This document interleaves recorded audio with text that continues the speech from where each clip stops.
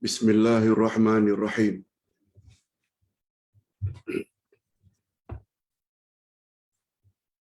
Alhamdulillah nahmaduhu. Bismillahirrahmanirrahim. Wa nasta'inuhu wa nastaghfiruh. Wa na'udzu billahi min syururi anfusina wa min sayyiati a'malina. Man yahdihillahu fala mudilla lahu wa man yudlil fala hadiya lahu. Asyhadu an la ilaha illallah wahdahu la syarika lah. Wa asyhadu anna Muhammadan abduhu wa rasuluh la nabiyya ba'dah. Allahumma salli wa sallim ala nabiyyina Muhammad wa ala alihi wa sahbihi ajma'in, amma ba'd.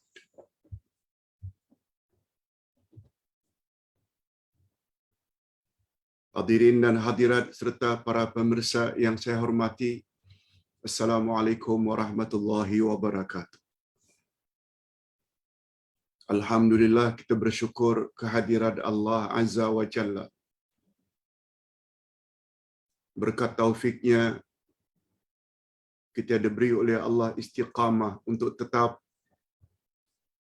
setiap hari dengan izinnya menambah ilmu pengetahuan untuk memperbaiki agama yang kita cintai, agama Islam. Berasaskan Al-Quran dan Sunnah Nabi sallallahu alaihi wasallam. Hanya dengan cara merujuk kepada dua sumber ini, Al-Quran dan Sunnah, Allah Subhanahu wa taala jamin melalui lisan Rasulnya, kita tidak akan sesat selama-lamanya. Pada pagi ini, insya-Allah selama 1 jam, kita akan bahas tentang satu larangan Allah yang apabila dilanggar atau apabila seseorang miliki sifat ini, dia berdosa dan haram hukumnya, yaitu hukum saling tidak berteguran.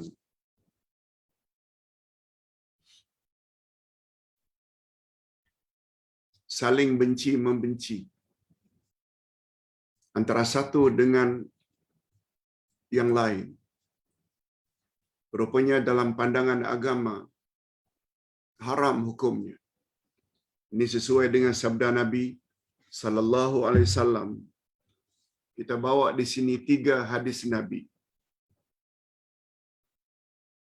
yang semuanya ada hadis yang kuat dan sahih.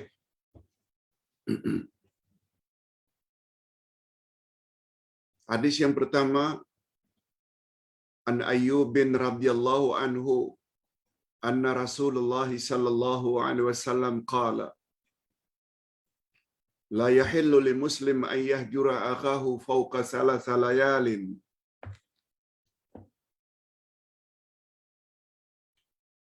yaltaqiyan fayaridu hadha wa ya'ridu hadha wa khairuhuma man yabda'u bis salam. Rawahul Bukhari wa Muslim. Kita terjemahkan dulu satu demi satu. Daripada Abi Ayyub radhiyallahu anhu bahwa Nabi Muhammad sallallahu alaihi wasallam telah bersabda, tidak halal bagi seorang muslim tidak berteguran dengan saudaranya seagama lebih daripada 3 malam.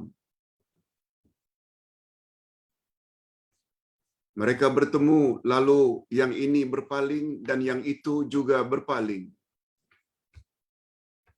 Dan orang yang paling baik di antara mereka, siapa yang lebih dahulu memberi salam. Hadis riwayat Bukhari dan Muslim. Kita kuatkan dengan hadis yang kedua. Qala Rasulullah sallallahu alaihi wasallam, faman hajara fauqa salasa layalin famata dakhalan nar. Rawahu Abu Daud. Hadisun sahih. Sabda Nabi Muhammad sallallahu alaihi wasallam lagi, barang siapa yang tidak berteguran lebih dari 3 hari atau 3 malam, lalu dia mati, maka dia masuk neraka. Hadis sahih riwayat Abu Daud.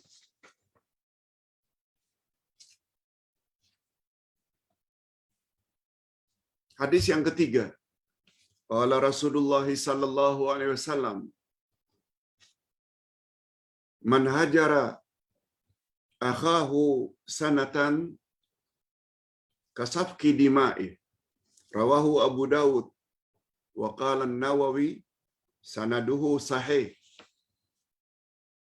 Sabda Rasul sallallahu alaihi wasallam, barang siapa yang tidak berteguran dengan saudaranya seagama selama 1 tahun, dosanya seperti membunuhnya. Dosa tidak berteguran selama 1 tahun itu sama dengan dia membunuhnya, membunuh saudara se-Islam. Na'udzubillah min dzalik. Menurut Imam An-Nawawi, hadis ini sanadnya atau sandarannya sahih. Hadirin dan hadirat,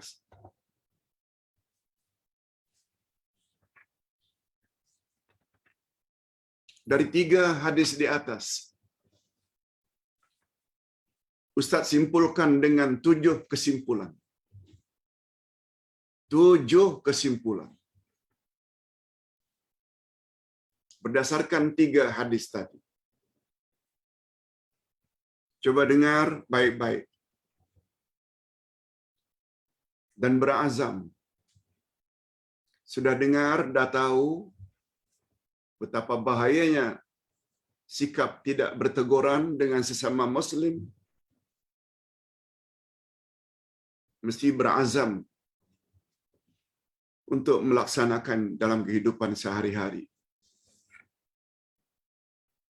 Bagi yang selama ini tidak berteguran sudah 2 bulan, 1 tahun, 2 tahun, 5 tahun, 10 tahun, segeralah berbaik-baik sebelum mati. Tidak berteguran 3 hari saja lalu dia mati, tak sempat berbaik-baik, masuk neraka. Bukan Ustaz yang cakap, Rasul yang cakap.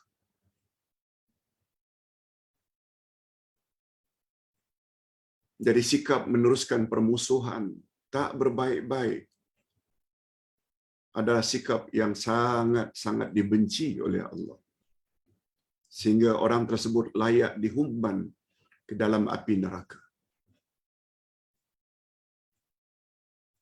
Yang pertama, kesimpulan yang pertama, ketiga-tiga hadis di atas menyatakan betapa besar dosa orang Islam yang saling tidak berteguran.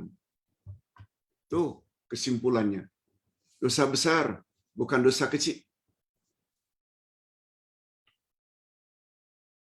Hukum tidak berteguran adalah haram.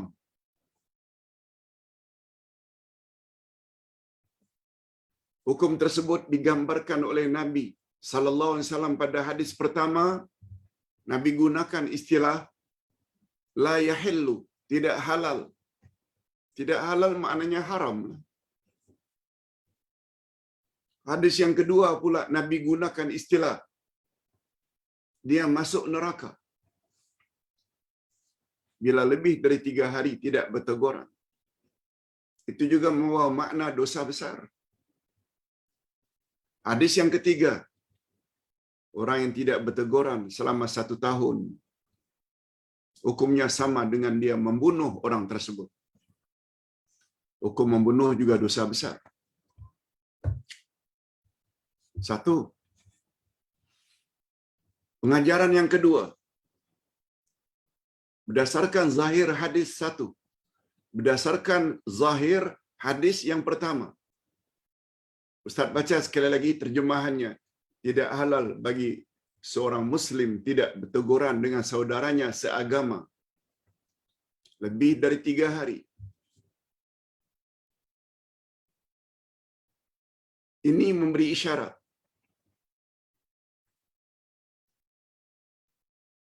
Kalau tidak lebih dari 3 hari, tidak haram. Tidak halal bagi Muslim tidak berteguran dengan saudaranya seagama melebihi 3 hari. Ini memberi makna tidak berteguran setelah berkelahi. Hari pertama tak dosa. Hari kedua tidak dosa. Hari ketiga pun tidak dosa. Nah, bila ditanya mengapa Pak Ustaz? Sebab Islam adalah agama yang sesuai dengan fitrah, naluri semula jadi manusia. Apa fitrah atau naluri manusia? Bila sedang marah, memang susah untuk berbaik-baik.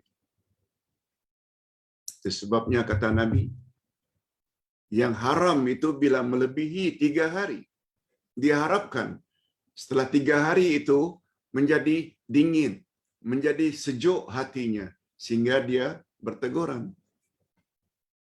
Ini memberi makna. Hari pertama tidak berteguran setelah berkelahi. Hari kedua, hari ketiga tidak dosa. Yang tidak halal itu atau haram bila melebihi 3 hari. Cantiknya Islam. Yang ketiga, kesimpulan ketiga. Dalam hadis pertama juga menyatakan bahawa mereka tidak berteguran jika bertemu.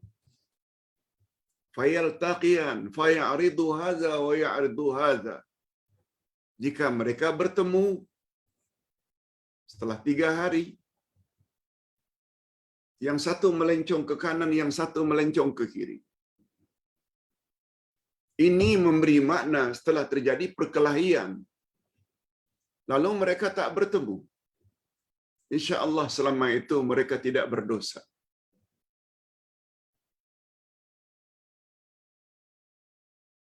Yang tidak berteguran ini bila tidak bertemu, bila bertemu itu yang dosa. Apabila tidak bertemu, dia tidak berdosa.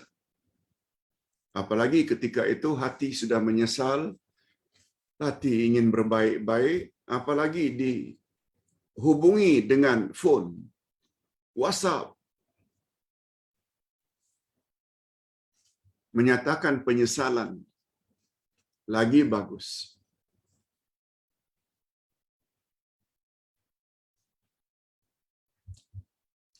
Pengajaran yang keempat, jika kejadian di atas benar-benar menimpa dalam pergaulan di antara kita, bila perkelahian sehingga tidak berteguran betul-betul terjadi pada diri kita, maka dalam hal ini, siapa di antara kita digolongkan sebagai orang yang paling baik? Siapa? Hadis pertama menjawab, yang paling baik ialah mana yang lebih dahulu memberi salam.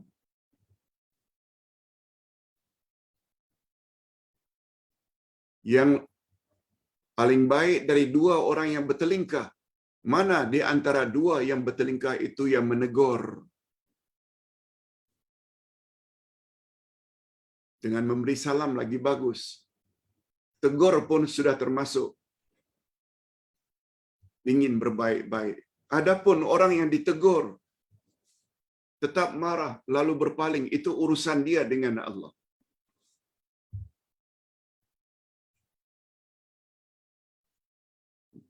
Berusahalah untuk jadi orang yang paling baik.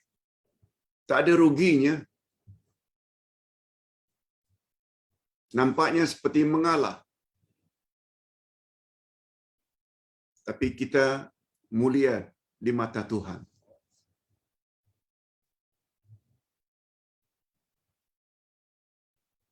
Yang kelima, inilah dalil yang digunakan oleh Imam Asy-Syafi'i. Imam kita, Imam Asy-Syafi'i, menggunakan hadis itu sebagai dalil. Juga Imam Malik, bahawa ucapan salam boleh menamatkan persengketaan dan menghapuskan dosa orang berkenaan hanya dengan memberi salam. Begitu pandangan Imam Syafi'i dan Imam Malik.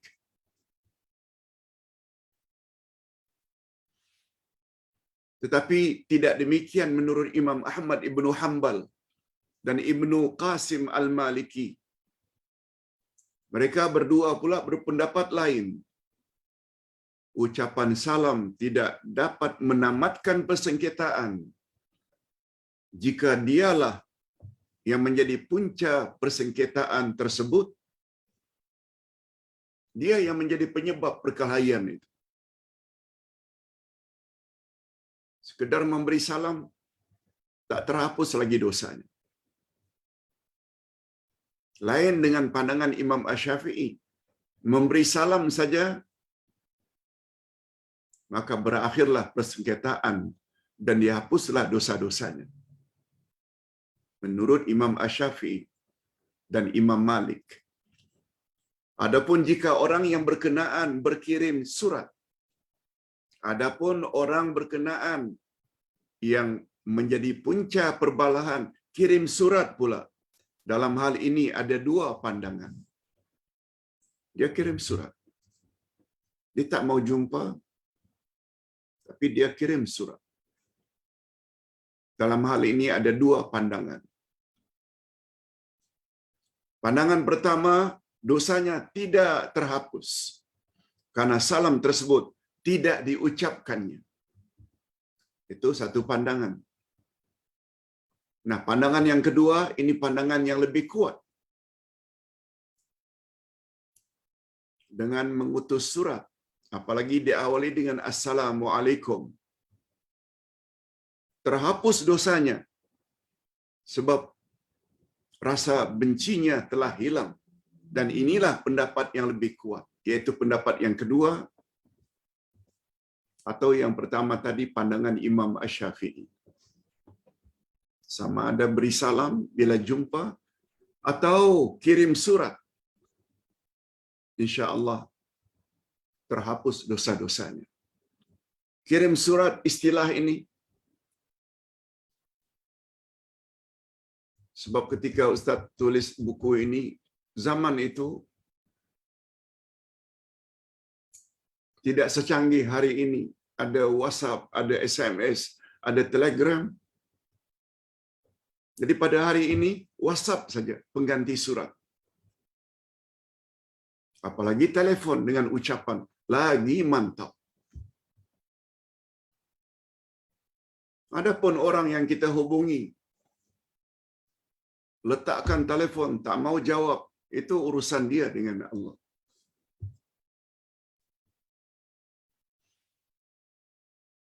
Hadirin dan hadirat, kalau selama ini kita tidak tahu kedudukan, betapa besarnya dosa tidak berteguran, mula hari ini kita dah tahu. Bukan saja tahu betapa besarnya dosa, tapi kita juga sudah tahu solusinya, cara untuk mengatasi dosa tersebut yang sangat berbahaya. Yang keenam, Nabi SAW dalam hadis yang pertama bersabda, tidak halal bagi seorang Muslim, la yahillu li Muslim. Apa maknanya Pak Ustaz? Nabi sebut tidak halal bagi seorang Islam. Berdasarkan zahir hadis ini, maka orang kafir dikecualikan daripada ketentuan hukum tersebut. Orang kafir tidak ada hukum ini. Sebab Nabi nyata-nyata menyebut la yahillu li Muslim. Orang kafir lantaklah. Dosa macam mana pun, banyak ke sedikit kan, mereka tetap tempatnya dalam neraka. Karena kafir. Kafir lawannya iman. Tak beriman. Namun demikian, menurut Imam An-Nawawi, di dalam syarah Sahih Muslim, jilid yang kelima, halaman 425, Imam An-Nawawi lebih cenderung kepada pendapat termasuk juga orang-orang kafir. Hanya di sini disebut Muslim. Hanya di sini disebut Muslim. Karena hanya Muslim yang menerima arahan syarak, yang dapat mengambil manfaatnya. Nih, kita sesama Muslim.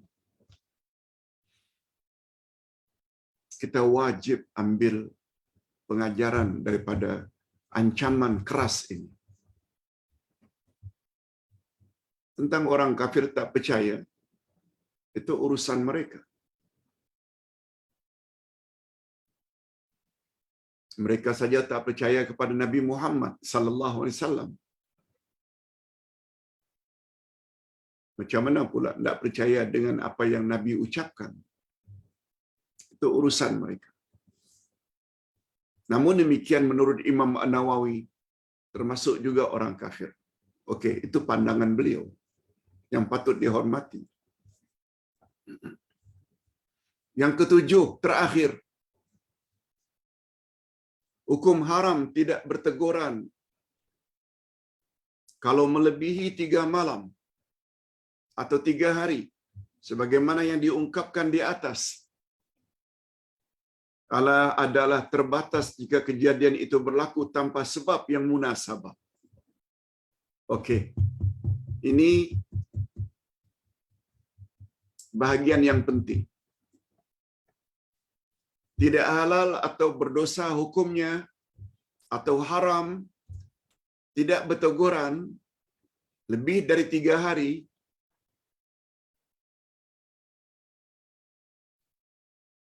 itu jika tidak berteguran itu terjadi tanpa sebab yang munasabah.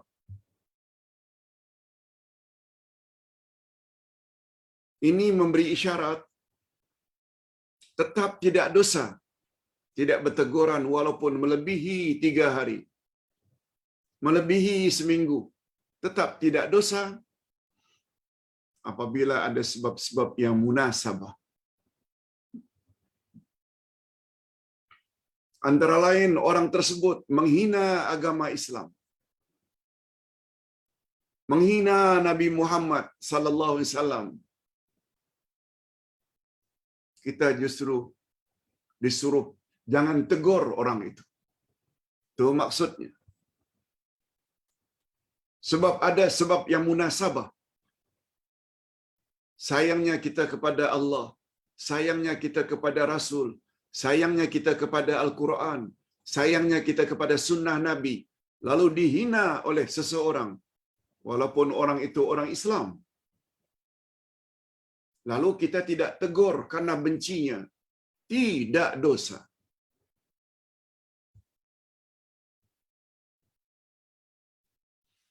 Di sini perlunya kita belajar ilmu agama berasaskan Quran dan Sunnah. Islam bukan agama agak-agak. Islam agama ilmu.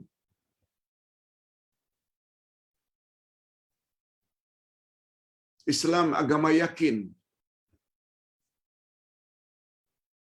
Bukan agama ikut-ikutan. Islam bukan agama cakap orang tua. Islam adalah agama berdasarkan cakap Allah dan cakap Rasul.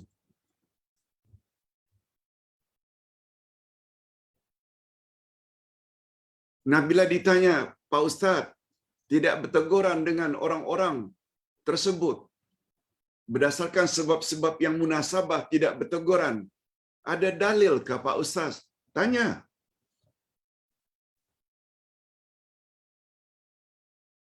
Ustaz bawa di sini beberapa dalil. Nabi sendiri lakukan perkara ini. Contoh, tidak berteguran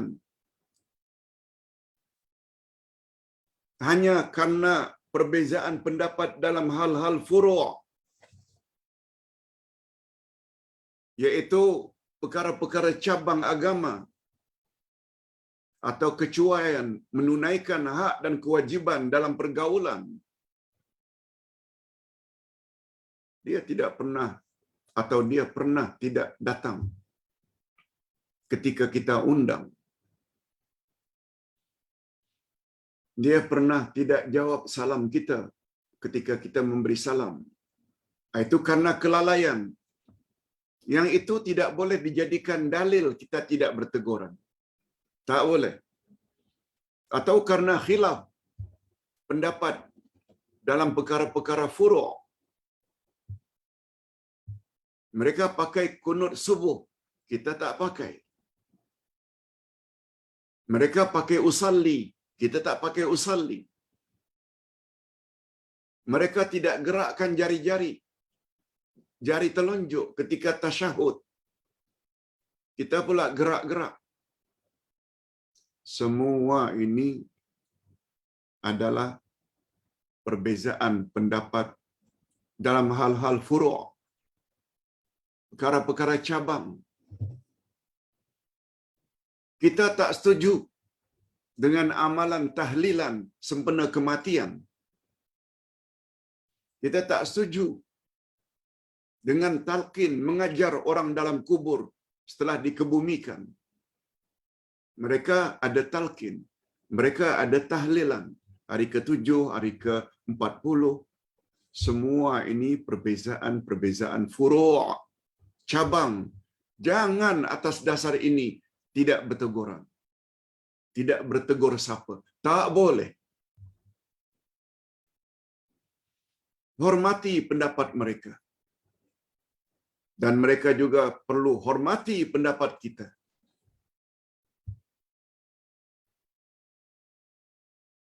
Tapi sampai mendakwa Allah itu ada anak,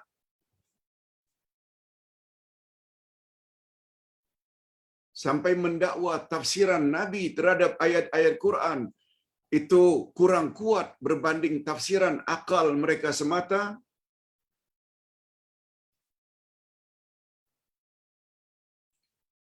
menghina Nabi, menghina istri-istri Nabi,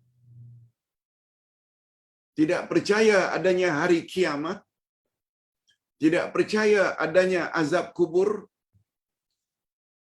itu perkara besar. Atas sebab itu, terhadap dosa-dosa yang terakhir ini, karena itu bukan perkara furu', tapi perkara usul, prinsip, asas, tidak berteguran, tidak mengapa. Walau lebih dari 3 hari.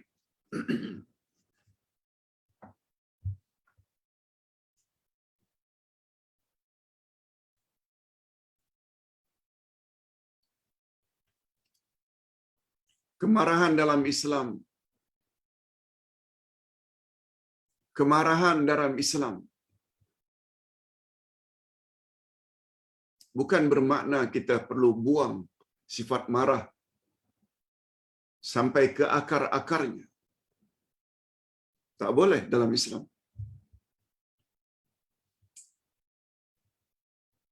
Betul Nabi Muhammad sallallahu alaihi wasallam pernah ditanya oleh sahabat, "Wasini ya Rasulullah."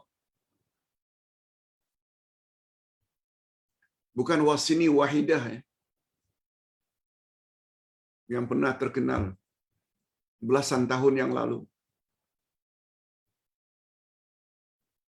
Dalam bahasa Arab, wasini, tolong tinggalkan pesan penting untukku ya Rasulullah. Tolong tinggalkan wasiat. Wasini dari kata wasiat. Tolong berikan aku wasiat ya Rasulullah. Apa yang patut aku lakukan? Lalu Nabi sebut, la taghdab. Jangan suka marah. Summa madza ya Rasulullah? Kemudian apa lagi? Nabi ulang lagi yang kali yang kedua, la taghdab. Jangan marah. Diulang sekali lagi, kali ketiga. Tetap Nabi katakan la taghdab. Jangan suka marah. Jangan panas baran. Apalagi pendendam. Memang sebab kata Nabi, apabila kamu marah, segera beruduk. Sebab marah itu dari syaitan. Dan syaitan itu daripada api. Jika kamu beruduk, uduk dengan air, dan air dapat memadamkan api. Itu solusi dalam Islam. Bila ada ketikanya kita marah, segera beruduk.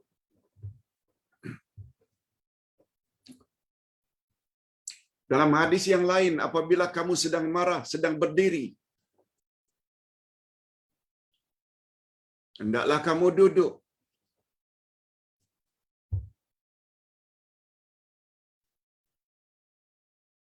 Segera duduk. Kalau dalam keadaan duduk kamu masih lagi marah, hendaklah kamu baring.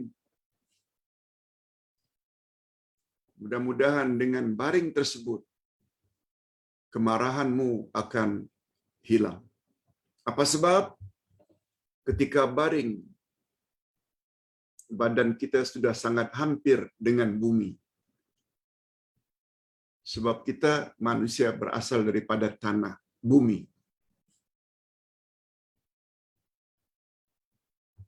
Itu sebabnya apabila baring pun tetap marah, masukkan dalam tanah. Sebab itu bukan manusia lagi. Itu sebabnya bila ada barangan elektronik, selalu ada satu wire, kabel yang dimasukkan ke dalam bumi, yang dipanggil dengan earth. Untuk apa? Bila kena pancaran petir, lalu barangan elektronik tersebut akan selamat. Karena dia kembali kepada earth, kepada bumi. Lebih kurang macam itu.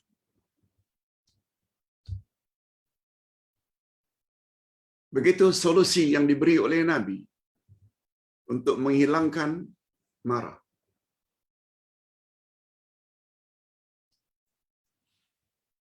Begitu juga ada pandangan para ulama. Bila kebakaran terjadi, hendaklah ada beberapa orang daripada yang melihat kemarahan api itu azan. Azan. Jangan semua azan. Ambillah air untuk memadamkan api. Tapi salah seorang daripada petugas tersebut azan. Ini ada lagi kaitannya antara api itu asal usul syaitan, boleh mati apabila kita azan. Wallahu a'lam. Itu pandangan. Namun demikian, bahayanya marah. Tetapi Dr. Abdul Karim Zaidan dalam kitabnya Usulud Dakwah menyebut, ketika membahas bab akhlak, kemarahan tidak boleh dihapuskan 100% dari jiwa manusia. Tak boleh. Kita disuruh oleh Allah agar memarahi, membenci pada tempat-tempat tertentu. Apabila Islam dicaci, tak boleh diam. Apabila Nabi Muhammad dicaci, dikeji, dihina, dibuat kartun, mesti ada kemarahan. Dengan kata lain, letaklah kemarahan itu pada tempatnya. Anak apabila tidak salat, anak apabila bergaul bebas laki-laki perempuan, anak apabila keluar malam, balik sampai larut malam, lebih-lebih lagi anak wanita, lalu ibu bapa tidak marah? No. Mesti marahi. Itu sebabnya laki-laki yang dayus, jangankan tidak layak masuk syurga, mencium bau keharuman syurga pun mereka tidak layak.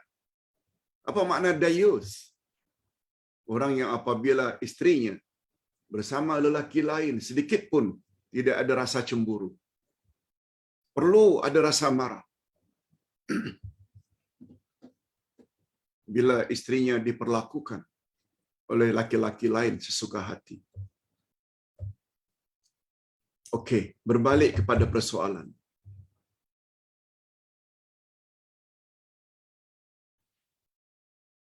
Tetapi jika penyebabnya menyangkut hal-hal usul, iaitu pokok-pokok agama yang boleh menjejaskan kemurnian akidah dan agama Islam,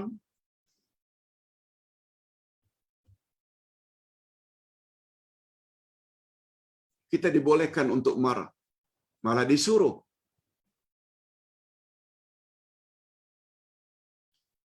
Seperti umpamanya perbuatan seseorang secara terang-terangan menghina Islam, menyebar perkara-perkara bid'ah, bergelimang maksiat dan mengikut hawa nafsu, maka hukum di atas menjadi berubah.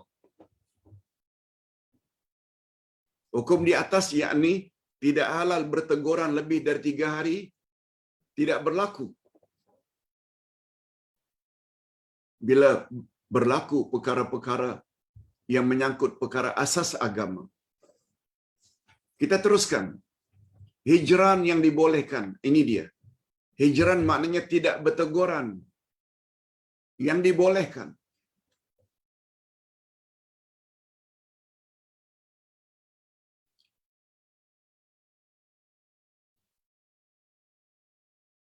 Ustaz buat contoh. Dusta bohong adalah haram.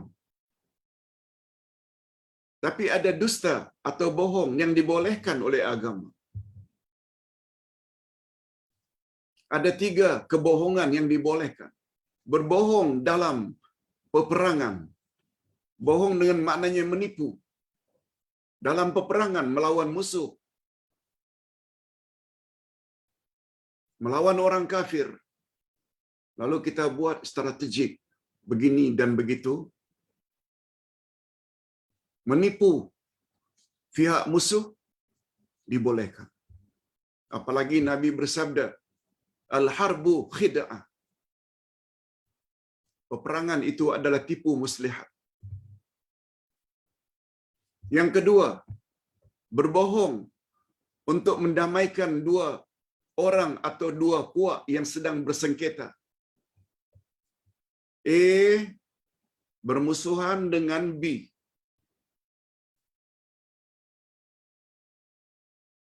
Lalu A jumpa B. A bermusuhan dengan C. Maaf, A dan C. A jumpa B. B selain kawan A juga kawan C.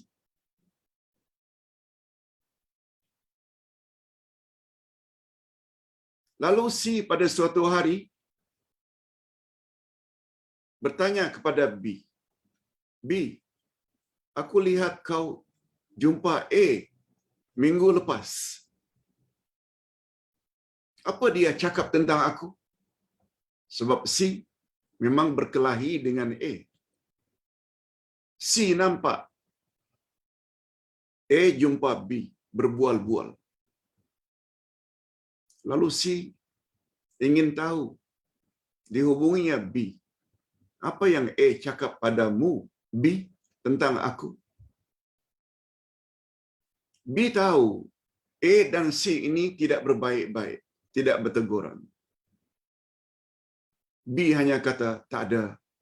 Dia cakap baik-baik saja.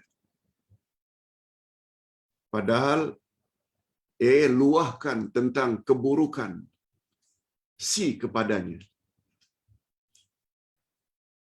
Dia tidak cakap perkara. Niatnya semata-mata ingin mendamaikan antara A dan B. Yang ketiga, berbohong dengan pasangan, suami isteri, demi menjaga keharmonian rumah tangga. Anak dah 5, anak dah 7, masih lagi bertanya, ya, dulu kamu sebelum kahwin dengan aku, ada buat apa-apakah dengan mana-mana lelaki? Si isteri, demi keharmonian rumah tangga, katakan saja, menyenangi seseorang pada zaman itu biasalah, kita muda-mudi, tapi kami tak ada buat apa-apa, bang. Walaupun barangkali mereka telah membuat perkara-perkara tak senonoh. Jangan berterus terang. Jangan jadi orang yang lurus bendul.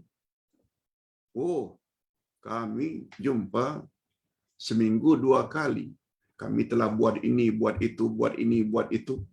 Tak boleh cakap perkara itu. Kan itu namanya bohong. Dan bohong untuk tujuan keharmonian rumah tangga dibolehkan. Begitu juga sebaliknya, bang, dulu sebelum kahwin dengan saya, dulu abang buat apa ya dengan mana-mana wanita? Jawab sajalah jawaban yang tidak mengguris hati isteri, walaupun itu berbohong. Ini istilahnya bohong yang dibolehkan. Jangan gunakan istilah bohong sunat. Bukan itu. Bukan bohong sunat. Bohong yang dibolehkan. Nah, dalam hal ini, hijran maknanya tidak berteguran. Walaupun hukumnya haram, tapi ada kalanya hijran itu tidak berteguran dibolehkan oleh agama. Hijran artinya tidak berteguran atau memulaukan. Pada asalnya hukum hijran atau tidak berteguran adalah haram atau berdosa, tetapi kadang-kadang atas sebab-sebab tertentu kita disuruh oleh Islam supaya memulaukan atau tidak menegur sebahagian orang Islam lainnya. Di bawah ini akan dibawa beberapa contoh yang patut untuk kita pulaukan orang tersebut. Ustaz sebut saja secara ringkas. Pertama, orang yang memperolok-olokkan ayat Allah. Orang yang memperolok-olokkan Al-Quran.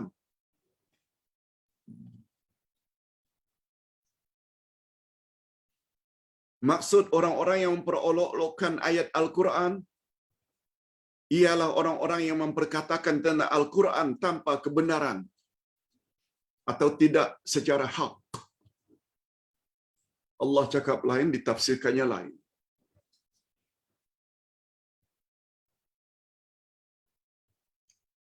Menurut Imam At-Tabari,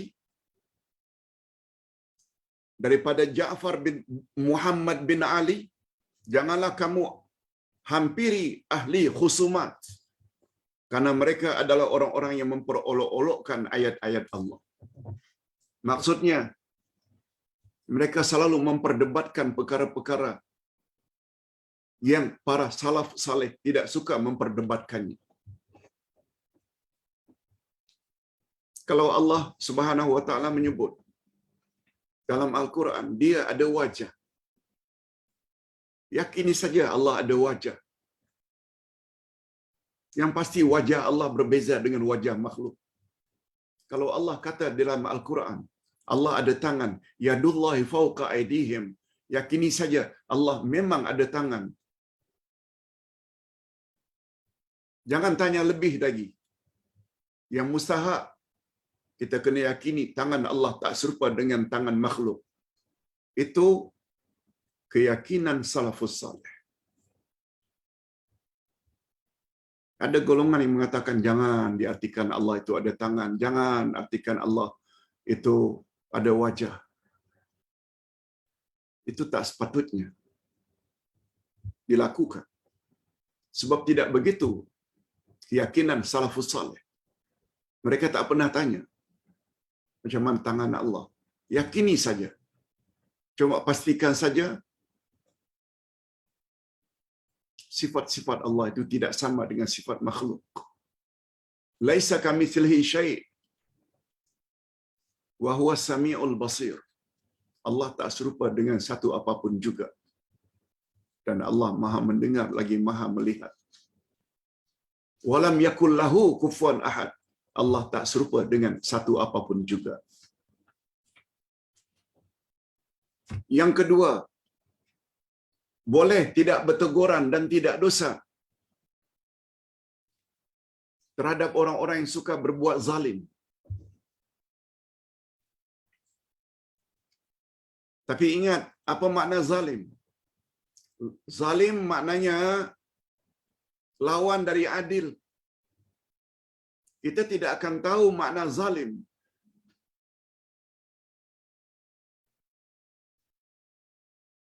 kalau kita tidak tahu makna adil. Adil maknanya meletakkan sesuatu pada tempatnya.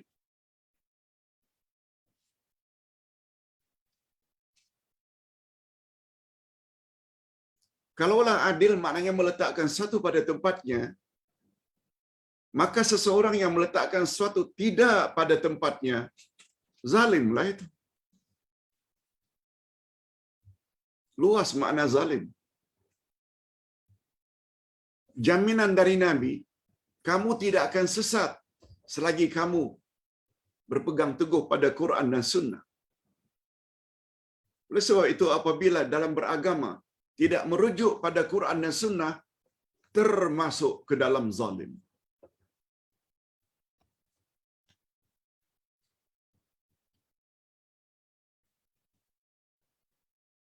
Itu tidak bermakna kita tidak boleh berteguran dengan orang yang lain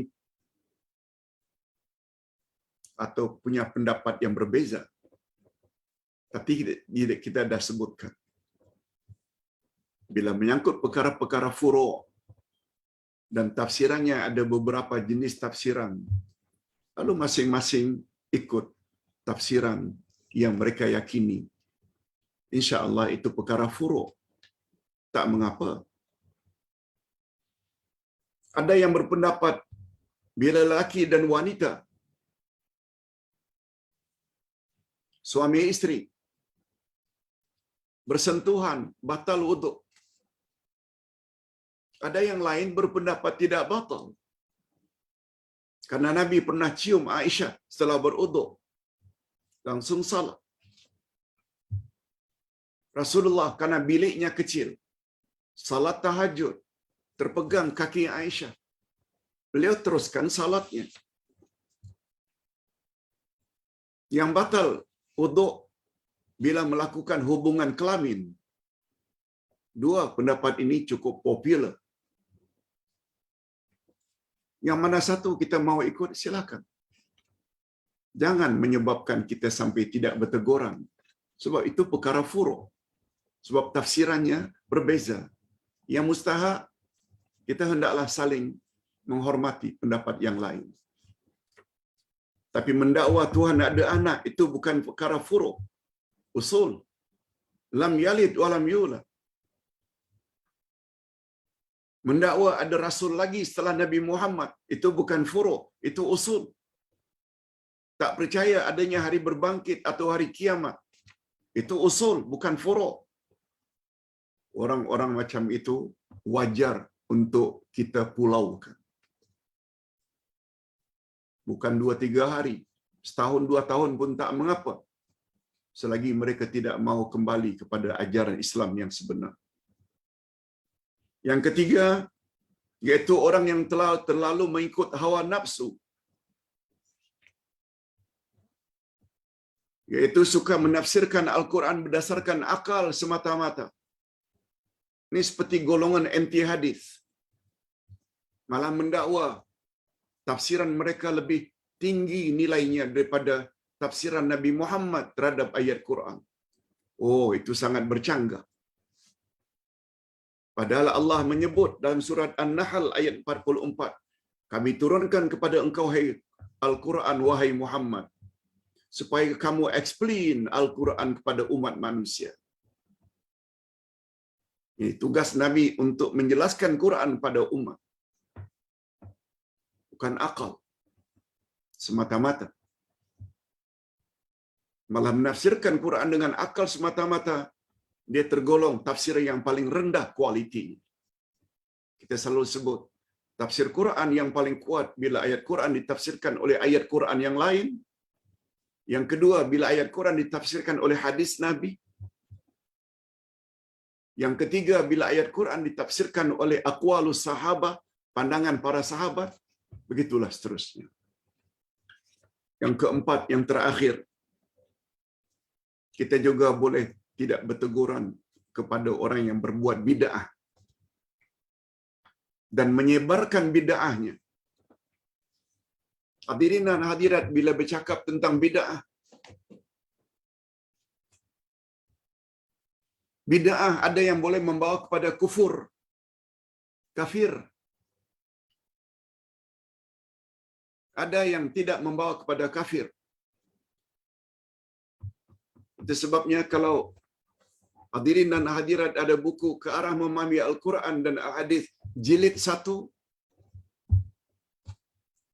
sila lihat pelajaran yang ke-18. Topiknya bahaya bid'ah. Di situ Ustaz bagi bid'ah kepada dua. Ada bid'ah hakikiyah, ada bid'ah idhafiyah. Ada bid'ah yang boleh membawa kufur, seperti mendakwa Tuhan itu ada anak.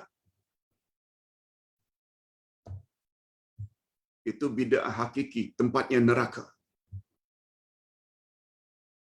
Ada namanya bid'ah idhafiyah, bid'ah tambahan. Dia tetap bid'ah, namun tidaklah sampai mengkafirkan orang, membuat orang jadi kafir, no.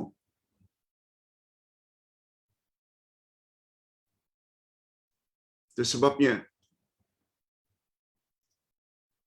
Nabi SAW berpesan, wa iyyakum wa muhdatsatil umur, wa kullu muhdatsatil umur bid'ah, wa kullu bid'ah dhalalah. Hindarkan olehmu mengada-adakan perkara baru dalam urusan agama. Segala perkara baru yang diadakan dalam urusan agama namanya bid'ah. Dan semua bid'ah itu adalah sesat. Cuma sebagai tambahan, derajat kesesatan itu berbeza-beza. Ada yang boleh membawa pada kafir.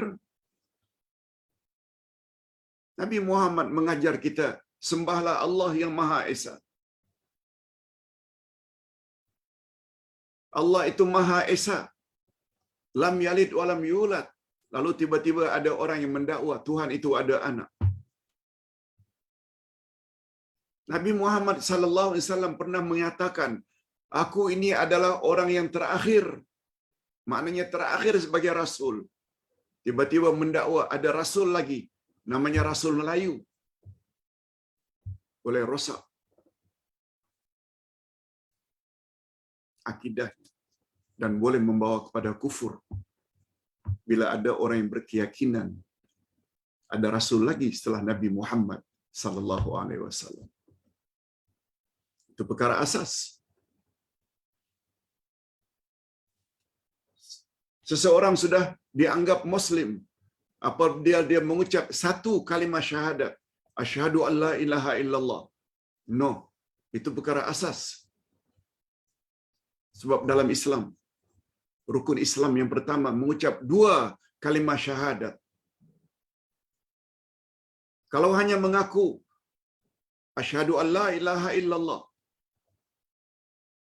barangkali orang Yahudi, Nasrani semuanya jadi Muslim, Sebab mereka juga percaya kepada Allah.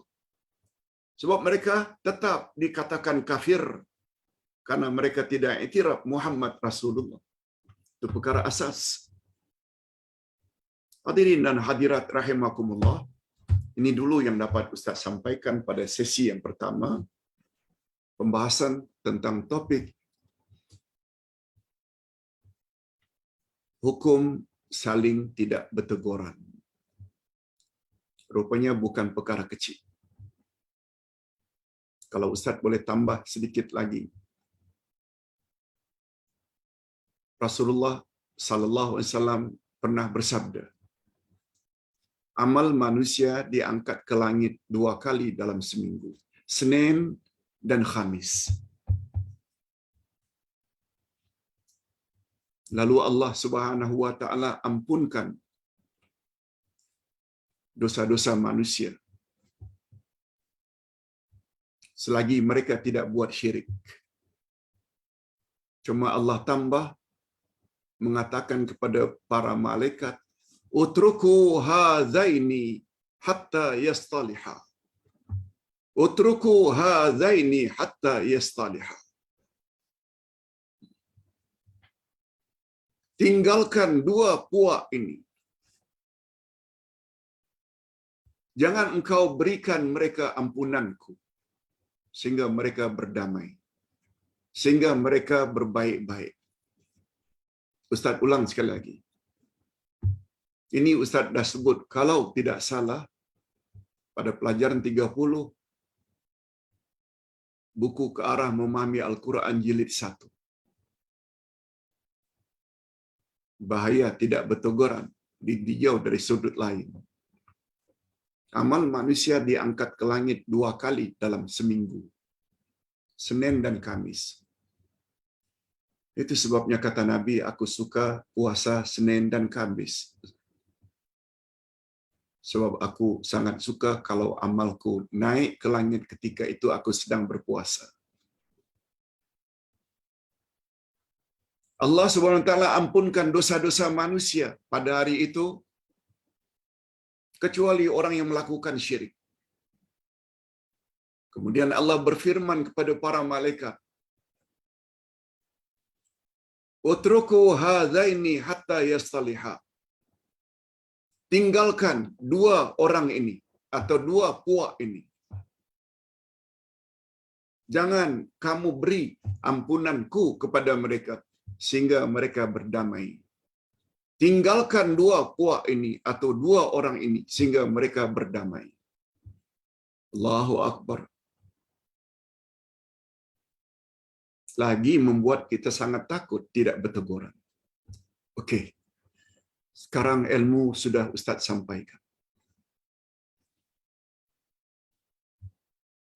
Ilmu saja secara teori tak cukup. Dia mesti diamalkan. Nah, selesai mendengar ini semua,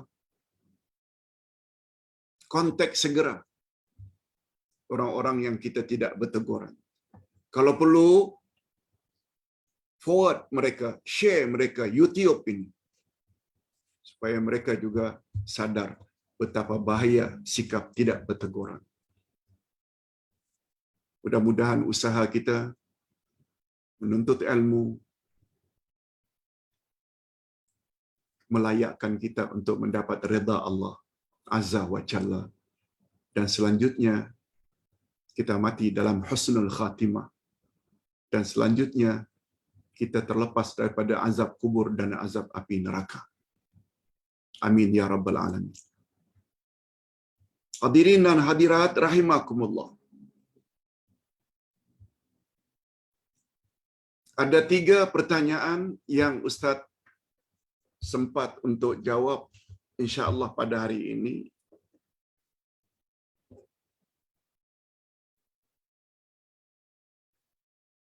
Pak Ustaz, ada yang tanya, Pak Ustaz,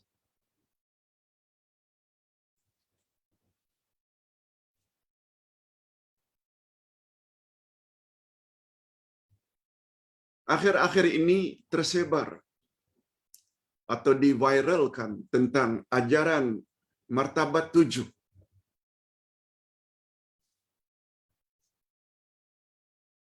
Boleh tak Ustaz beri sedikit pencerahan? Hadirin dan hadirat, untuk menjawab ini memerlukan pembahasan yang panjang. Cuma Ustaz berdasarkan waktu yang sangat terbatas, hanya ingin menjawab bahawa ajaran martabat 7 itu, dia adalah satu fahaman dalam akidah yang dipanggil dengan wahdatul wujud.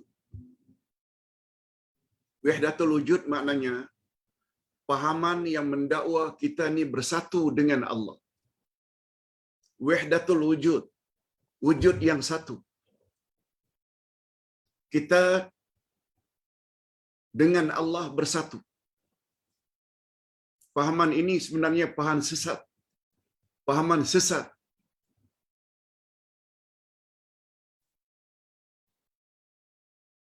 Yang dimula oleh Ibnu Arabi. Pahaman wahdatul wujud. Dia berkait rapat dengan pahaman Nur Muhammad. Dan sebenarnya pahaman itu adalah pahaman Syiah Ismailiyah.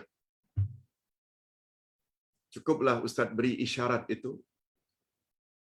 Bila ada tarikat-tarikat, biasanya ini tarikat-tarikat atau tasawuf-tasawuf yang sesat,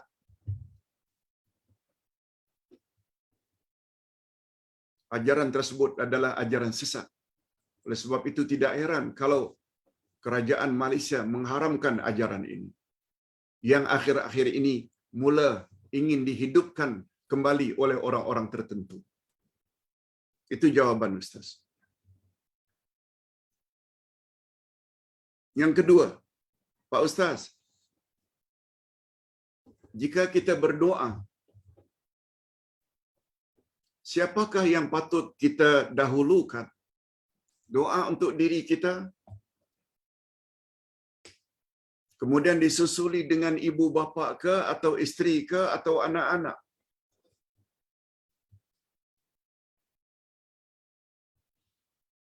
Menurut pandangan Ustaz, berdasarkan dalil yang Ustaz ambil kesimpulannya, bila berdoa, hendaklah untuk diri dulu. Kemudian baru ibu bapa, kemudian barulah pasangan, isteri atau suami, kemudian anak cucu, zuriat.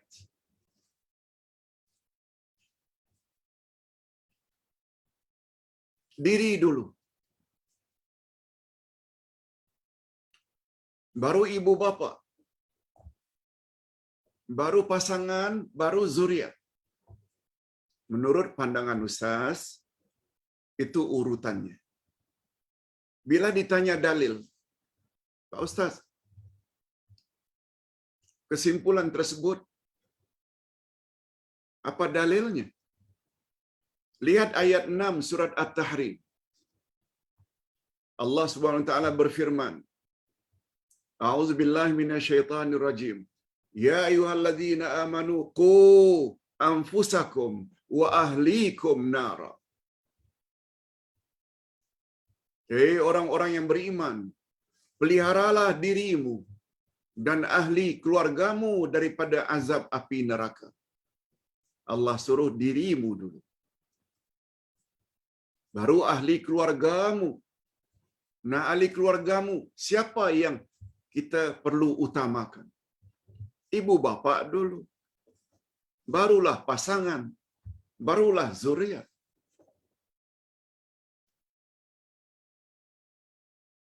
Itu sebabnya Ustaz setiap mengakhiri ceramah dengan doa,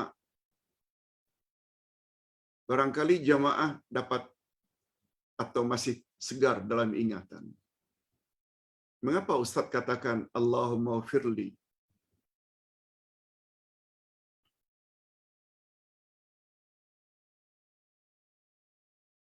Rabbana ighfir lana dzunubana waliwalidina warhamhum kama rabbawna shighara. Itu kalau jamak. Kalau sendiri, Rabbil firli waliwalidayya warhamhuma kama rabbayani saghira. Ya Allah, ampunkanlah dosaku dan ampunlah dosa kedua ibu bapakku. Berilah mereka rahmat-Mu sebagaimana mereka telah didik kami sejak dari kecil. Setelah diri ibu bapa. Ustaz juga selalu susuli dengan doa. Rabbana hablana min azwajina wa dzurriyyatina qurrata a'yun. Ya Allah, berilah kami pasangan hidup dan zuriat keturunan, maknanya anak cucu. Jadi ringkasnya, diri dulu, ibu bapa, pasangan, kemudian zuriat. Demikian jawaban Ustaz berserta dengan dalil-dalil dari Al-Quran dan sunnah Nabi sallallahu alaihi wasallam. Yang terakhir, Pak Ustaz, boleh saya dapatkan doa untuk pengantin lelaki selepas akad nikah? Begitu juga doa yang patut mereka baca ketika malam pertama. Hadirin dan hadirat, panjang kisahnya. Dan dengan takdir Allah, Ustaz dah buat buku ini.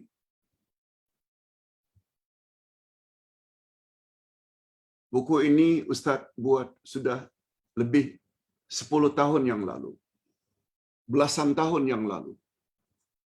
Buku tentang perkahwinan menurut As-Sunnah. Di antara kandungannya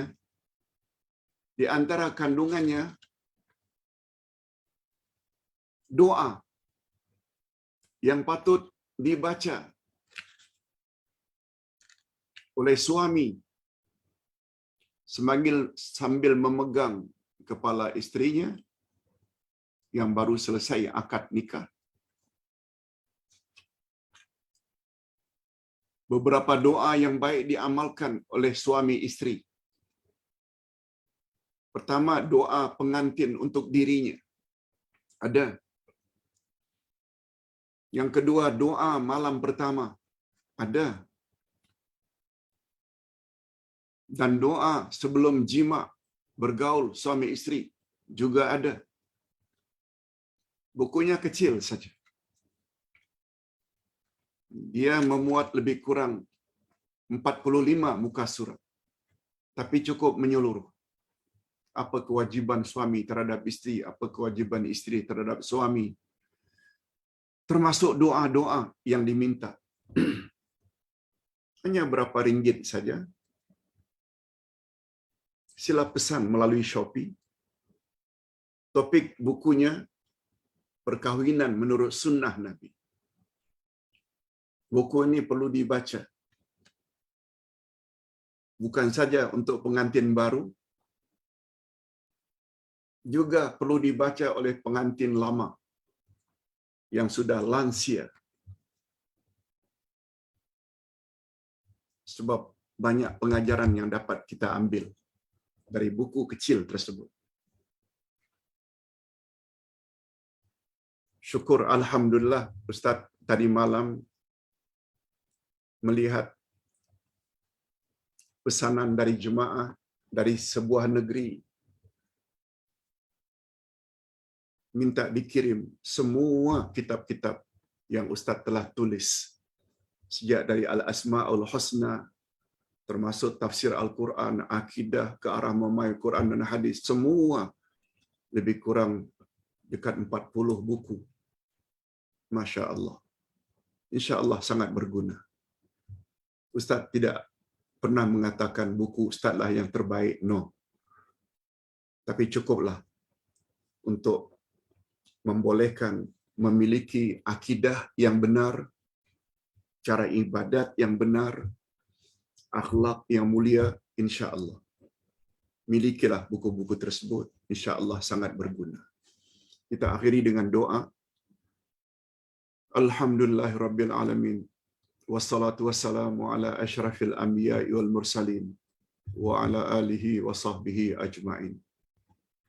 Rabbana ighfir lana dzunubana wa liwalidina warhamhum kama rabbawna shighara. Ya Allah, ampunkanlah dosa kami dan dosa kedua ibu bapa kami. Dan cucurilah mereka, ibu bapa kami masing-masing rahmat-Mu, kasih sayang-Mu. Sebagaimana mereka telah bersusah payah mendidik kami sejak dari kecil. Rabbana hab lana min azwajina wa dzurriyyatina qurrata a'yun waj'alna lil muttaqina imama. Ya Allah, berilah kami pasangan hidup dan zuriat keturunan yang menyedapkan pandangan mata dan hati kami.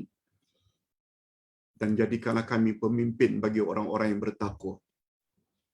Allahumma aslih lana dinana alladhi huwa ismatu amrina. Wa aslih lana dunyana allati fiha ma'ashuna. Wa aslih lana akhiratana allati ilaiha ma'aduna. Waj'alil hayata ziyadatan lana fi kulli khair. Waj'alil mauta rahatan lana min kulli syarr. Allahumma inna nas'alukal huda wat tuqa wal afafa wal ghina. Ya Allah, perbaikilah agama kami sebab Ialah yang akan mengatur segala urusan kami. Ya Allah, perbaikilah dunia kami sebab padanya kami menjalani kehidupan. Ya Allah, perbaikilah akhirat kami sebab kepadanya semua kami akan menuju. Ya Allah, jadikanlah sisa hidup kami sebagai tanda pertambahan amal-amal saleh kami, dan jadikanlah kematian kami nanti sebagai tanda berakhirnya dosa-dosa kami. Ya Allah, kami mohon hidayah-Mu. Kami mohon ketakwaan. Kami mohon kemaafan. Dan kami juga mohon kecukupan. Birahmatika ya arhamar rahimin. Allahumma hasibna hisaban yasira. Ya Allah, hisablah kami dengan hisab yang mudah. Allahumma anta rabbuna farzuqna al-istiqamah. Ya Allah, Engkau adalah Tuhan kami. Oleh sebab itu, anugerahkan kepada kami sifat istiqamah, konsisten di atas kebenaran hingga akhir hayat kami. Allahumma khtim lana bi husnil khatimah wa la takhtim alaina bi su'il khatimah. Ya Allah, akhirilah hidup kami dalam akhir yang baik, akhir dalam iman dan amal-amal saleh. Dan tolonglah ya Allah, hindarkan kami daripada mendapat su'ul khatimah. Wa sallallahu ala nabiyyina Muhammad wa ala alihi wa sahbihi ajma'in. Subhana rabbika rabbil izzati amma yasifun. Wa salamun alal mursalin. Walhamdulillahi rabbil alamin. Subhanakallahumma wa bihamdik. Asyhadu an la ilaha illa anta. Astaghfiruka wa atubu ilaik. Assalamualaikum warahmatullahi wabarakatuh.